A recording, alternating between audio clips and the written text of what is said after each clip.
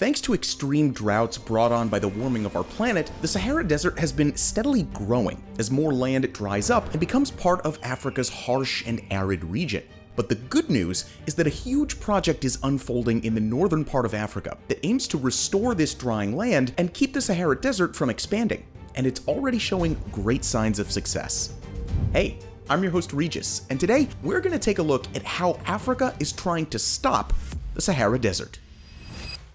Right now, there's a massive, globally funded project underway in Africa's Sahel region. It aims to plant trees and restore 100 million hectares of degraded land, roughly the size of Egypt, from Senegal in the west all the way across to Djibouti in East Africa. But before we take a closer look at this monumental project, we first need to understand the Sahel a little better. It's a vast and complicated region that's been plagued by extreme droughts, as well as social and economic instability. Don't worry though, although all of this sounds pretty bad, this story will have a happy ending, we promise. The Sahel region covers an area of more than 3 million square kilometers south of the Sahara Desert, from the west coast to the east. Its semi-arid land is sandy and barren, and it's considered a transitional region, as it divides the African continent's desert landscape in the north from its tropical regions in the south.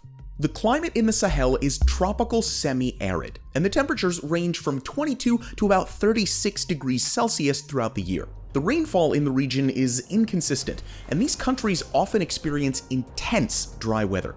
In April of this year, the entire Sahel experienced an extreme heat wave, with minimum temperatures of 32 degrees Celsius in Burkina Faso and maximum temperatures of up to 48.5 degrees Celsius in Mali. And it's only getting worse. According to the United Nations, temperatures in the Sahel are rising 1.5 times faster than the global average. This means that droughts will become longer, more severe, and increase land degradation, in which the land becomes barren and can't be used for farming. The UN already puts the farm degradation of the Sahel at an alarming 80%. The Sahel region also struggles with 4 additional problems. Firstly, even though the Sahel's population density is low, people in the region overpopulate the areas that are close to water. Makes sense, right? The countries in the Sahel are some of the fastest growing populations in the world, with the country of Niger set to increase its population by 175% by the year 2050.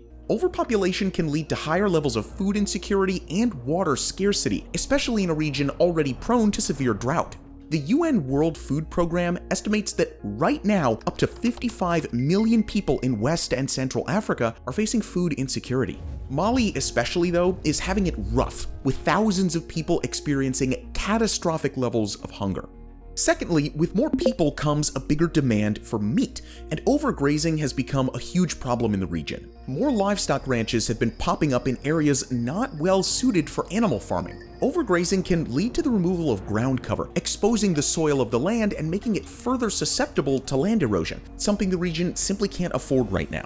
On top of this, the Sahel is also a center of conflict, with jihadist organizations like Boko Haram and armed mercenaries like the Wagner Group spreading violence and causing instability in the region.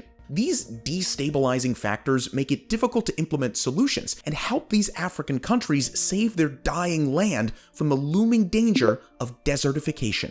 Desertification is basically an advanced stage of land degradation, and it's caused by drought, human activities like overgrazing and overcultivation, and rising populations. It's one of the most pressing environmental challenges of our time, with up to 40% of land area worldwide considered to be degraded. Land degradation and desertification can impact humans in many different ways, from greater malnutrition due to scarce food and water sources to more disease outbreaks as a result of poor hygiene and a lack of clean water. Desertification, of course, can lead to more desert areas, which is why the Sahara Desert is becoming a looming threat for the people of the Sahel. The Sahara Desert formed as a giant dust bowl 7 million years ago. It's the largest hot desert on Earth, covering 9.2 million square kilometers of surface area. And yes, it's steadily been growing bigger, now covering between 10 and 18% more land than it did in the early 20th century. So how did this happen? Deserts mostly form in subtropical regions where hot air rises from the equator, loses its moisture, and drops back down to form arid desert environments. Scientists, however, have observed that our planet's tropical latitudes are moving poleward at a speed of 48 kilometers per decade, thereby expanding the deserts within these regions. The phenomenon is believed to be the result of climate change, as human activities warm up our ocean currents. The effects of a growing Sahara have already been devastating. Lake Chad, a landmark in the Sahel region and a resource to around 30 million people, has shrunk by 90% since the 1960s due to climate change and desertification. And as the Sahara Desert keeps expanding southward at 48 kilometers per year, it threatens to displace millions of people and destroy habitats needed to sustain life. Scientists estimate that by 2050, the Sahara will have grown more than 6,000 square kilometers, almost 3 times the size of Luxembourg. Okay, so the billion-dollar question, what's being done to prevent this desertification? And this is where the good news comes in, because there's a huge African Union project going on right now, and it's called Africa's Great Green Wall. This $33 billion project was launched in 2007, and its original aim was to plant a massive amount of trees stretching 8,000 kilometers all the way across the continent. Since its conception, it's morphed from a gigantic tree barrier to a mosaic of landscapes that include farmlands, grasslands, and forested lands. The idea behind this African-led project is to restore the degrading land and improve the lives of the people living in the challenging region of the Sahel. The Great Green Wall initiative involves more than 20 African countries, working alongside international partners, including the World Bank and the European Commission. The trees are being planted by ordinary members of local communities. They're trained by volunteers and organizations and given the tools to lead and create their own greener, sustainable environments. In Senegal, the project is working particularly well because some of the rural communities own the land that is being restored themselves and not the state. The people are therefore a little bit more motivated because they feel that this initiative belongs to them. Now, the ultimate goal of the Great Green Wall in Africa is to restore 100 million hectares of degraded land, sequester 250 million tons of carbon by planting trees, and create 10 million environmental jobs by 2030. And we've a lot of area to cover. In a month, we should have finished planting the area. This will give the people of the Sahel fertile land, provide food security for millions of locals, and strengthen climate resilience in an area where extreme weather is all too common.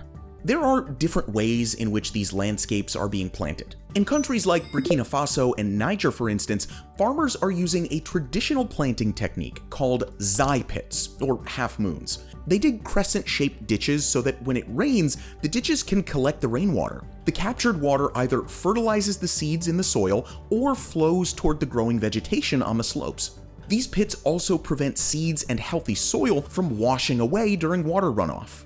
In Senegal, the locals are using their own technique called toluque. These are circular-shaped community gardens. Drought-resistant trees and shrubs like mango and moringa are planted in the outer walls of the circle. These bigger trees and plants help to protect the smaller food-producing plants in the inner circle by providing shade and shelter from harsh wind and sun. In just a year of planting the first toluque, 24 of these circular gardens are already flourishing.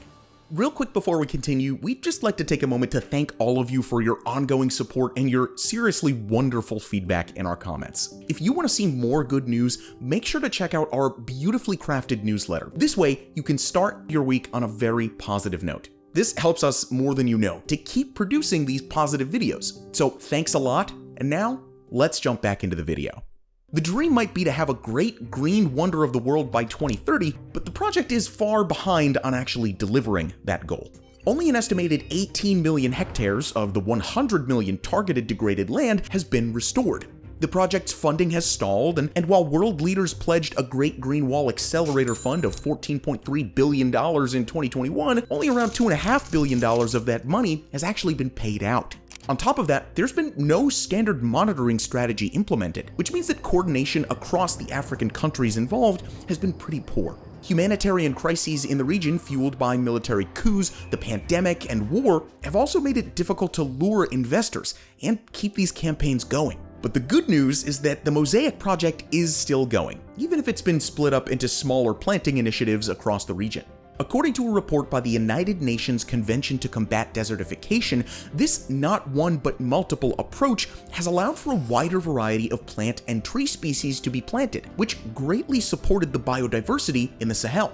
Other organizations have also stepped in to help green the semi-arid region that's slowly drying up. TreeAid, a non-government international organization, has been working in the drylands of Mali, Burkina Faso, Senegal, Ghana, Niger, and Ethiopia since the 1980s. They claim to plant a tree every 19 seconds as part of the Great Green Wall Initiative. TreeAid has also partnered with the International Olympic Committee, called the IOC, to grow an Olympic forest in Senegal and Mali that'll consist of almost 600,000 trees.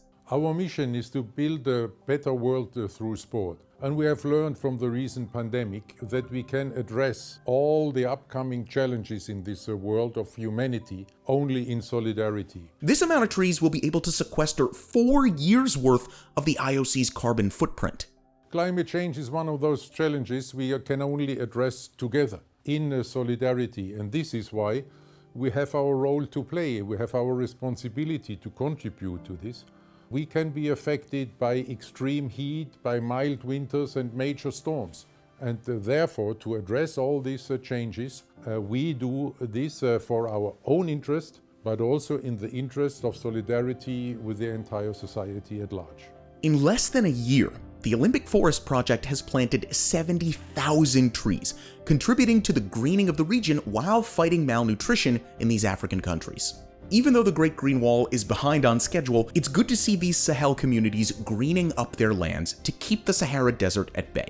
As with any climate crisis project, collaboration is the key here. The people of these African countries are a shining example of what can be achieved if we work together toward a common goal. But what do you think? Is there hope for the greening of the Sahel? Can we hold back the Sahara Desert and stop desertification? Don't hesitate. Let us know your thoughts in the comments down below. If you want to see more positive climate news, watch this video on what's being done to combat climate change. As always, thank you so much for watching, and we'll see you in the next video.